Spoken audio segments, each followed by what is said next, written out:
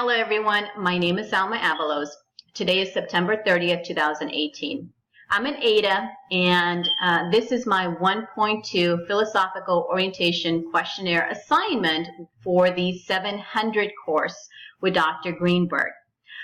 This is the first time I'm doing a video, so hopefully everything goes well. It's always interesting to learn new things.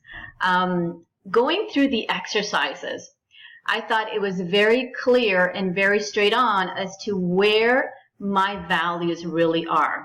The human value was the top one.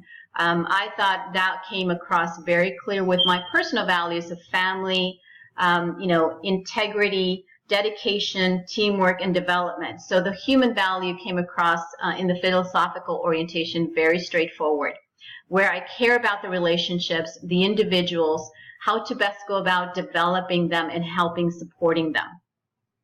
The second one was the intellectual value.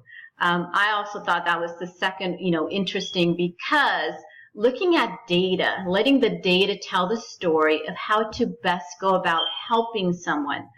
At least that's what I took from it. I thought that was also very interesting to see that the human value was first, then the analytical, intellectual value, and then the last one was the pragmatic.